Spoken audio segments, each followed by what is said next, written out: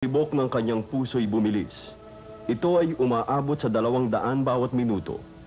Hindi maikakaila ng pagbilis ng tibok ng puso at ng mga kilos ng sanggol na ito na nararamdaman niya ang panganib na kanyang kinakaharap. Panganib na nagbabadya ng kanyang buhay. Masa natin ngayon na wala na ang panubigan. Masikip na ang lugar na kanyang kinapaparoonan. Walang matatakasan pa. Nakadikit na ang tubo sa kanyang katawan. Pira-pirasong nawawala ang bawat bahagi ng katawan dahil sa lakas ng paghigop ng aparato. Wala na ang kanyang paa, ang mga kamay, ang kanyang katawan. At naiiwan na lamang ay ang kanyang ulo. Hindi ito kayang higupin ng tubo dahil sa laki nito. Kaya kukuha ang doktor ng forceps para ipitin ang kanyang ulo at mapisa ang laman nito. Tandaan kung paanong umiiwas ang sanggol sa instrumento ng doktor na nagbabanta sa kanyang buhay, ay ganoon din ang kanyang ginagawang pag-iwas sa hilot at sa iba pang paraan na naglalagay sa kanya sa panganib.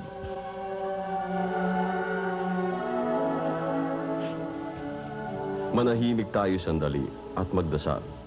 Sapagkat sa bawat taon ay may 50 milyon na sanggol ang namamatay sa buong mundo sa pamamagitan ng aborsyon.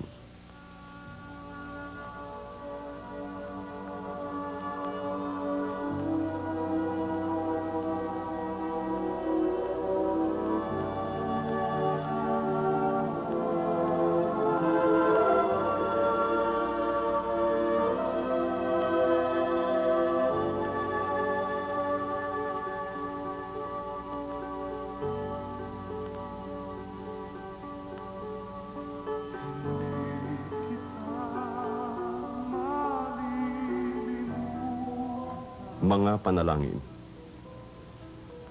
Batang Inagas. O Diyos, bukal ng buhay, sa oras na ito aming napapanood ang nakakaawang kalagayan ng mga sanggol na inagas. Panginoon, paano na ang mga sanggol na ito? Hinihingi namin sa iyo na muli mong itangan sa iyong mapagmahal na bisig ang mga buhay na ito, na hindi nabigyang pagkakataong makita ang kagandahan ng mundo dahil sa suliraning kinakaharap ng kanyang magulang. Panginoon, dinadasal namin ang kaligtasan ng mga sanggol mula sa unang yugto ng kanyang buhay sa mga karahasang naglalagay sa kanya sa panganib, bunga ng magulong kaisipan, kamangmangan, pagiging irresponsable at kahirapan. Mga ina, O Diyos ng pag-ibig, kami po ay nananalangin para sa mga ina na ngayon ay nagdaranas ng labis na galit, kalungkutan, paghihirap ng kalooban at pagsisisi na bigyan ng iyong awa at kapatawaran sa naganap na pag-aagas. Sukluban mo ng walang hanggang awa at pagmamahal. Papagningasin ang pag-ibig na ito sa bawat puso upang maging bukas na muli sa pag-unawa, pagpapahalaga at pagmamahal upang makamit ang kapayapaang hinahangad. O Diyos, liwanag ng sanlibutan, kami po ay nananalangin para sa mga inang nagtatangkang kitli ng buhay na ngayon ay nasa kanilang sinapupunan dahil sa bigat ng buhay, magulong kaisipan, o marahil sa pagnanais na magkaroon ng bahay at lupa o kaginhawahan. Bigyan po ninyo ng liwanag ng isip upang makita ang tamang solusyon sa bawat suliranin. Maunawaan nila ang kahulugan ng buhay at maramdaman ang iyong dakilang pag-ibig.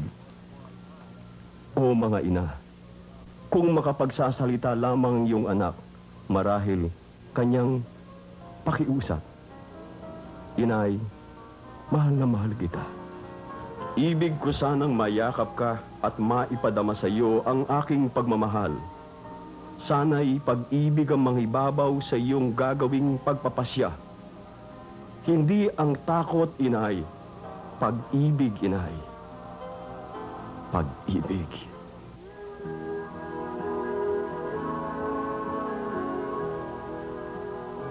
Tayong lahat ay magtulong-tulong na makapag-isip ng mas magandang katugunan sa suliranin ng lipunan at katugunang nababatay sa pag-ibig at may paggalang at pagpapahalaga sa buhay.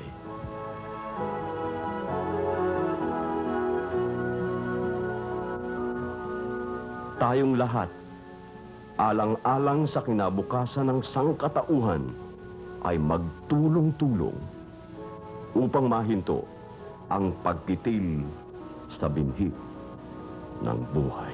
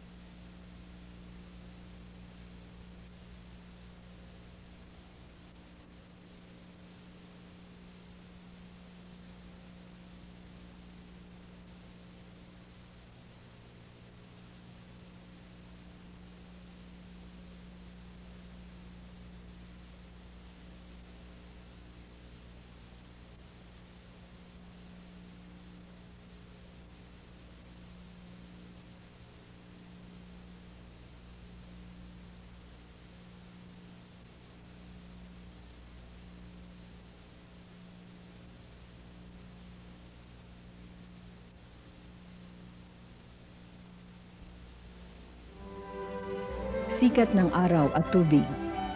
Likas na biyayang nagbibigay buhay sa lahat ng nilikha sa ating planeta. Ang pagtubo at paglago ng isang halaman ay batay sa tamang panahon. Kaya nga ba may prutas at gulay ng pantag-araw at may pantag-ulan naman?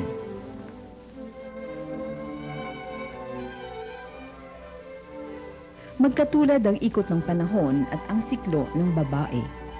Para bagang kapwa may orasan na nagtatakda ng panahon ng pamumunga at panahon ng walang bunga. Ang puwerta ng babae ay tulad sa lupa. Madaling umusbong ang isang binhing ipinunla kapag mataba at mamasa-masa ang lupa. Ganyan din ang babae. Sinasabing siya ay mabunga o may kakayahang magbuntis kapag siya ay basa. Ang pagkakaroon ng lusaw o mucus at pakiramdam na mamasa-masa, ang hudyat o palatandaan ng simula ng panahong mabunga ang isang babae. Sa simula, ang lusaw ay malabo at malagkit. Unti-unti ito ay lumilinaw at lumalabnaw, kung kaya ang pakiramdam ay basa at madulas.